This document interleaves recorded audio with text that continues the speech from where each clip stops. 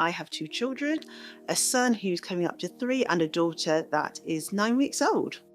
At the very early stage of pregnancy, about 7 weeks, I had a little bit of bleeding.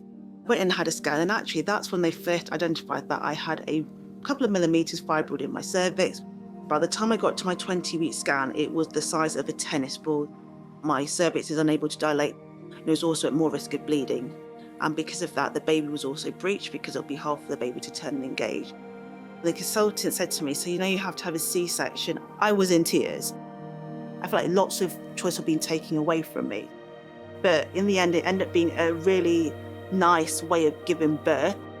The hospital, they were really supportive, and I managed to have a really successful C-section. So in my second pregnancy, I knew I wanted to go back to St Thomas's just because of the great level of care I'd received when I had my son. And with my earlier history of having a fibroid, I was under a consultant-led service. She spent a good hour with me. She said, "Look, I've looked at your history.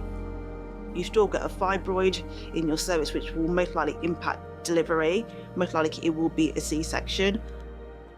I had a 36-week scan, and I could see the sonographer took a couple of measurements twice.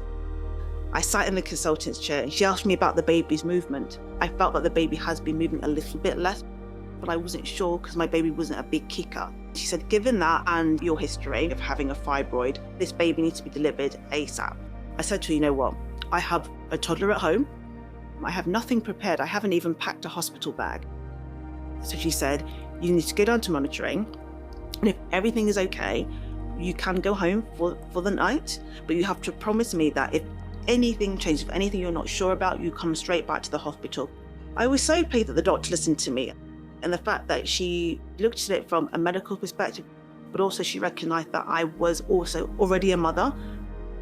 It's really important to advocate for yourself, make sure that you're listened to, raise any concerns you have.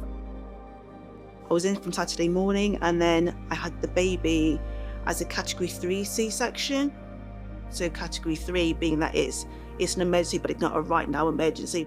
So I had a C-section birth plan, and having who I wanted in the room, having my husband in the room with me.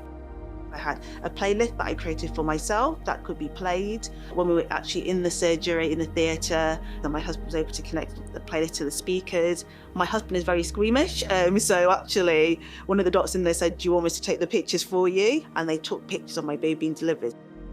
My anaesthetist was great, did a great job of explaining to me the pain management options during the C-section, also afterwards, and then together we were able to come up with the best plan for me and what medication I would be using.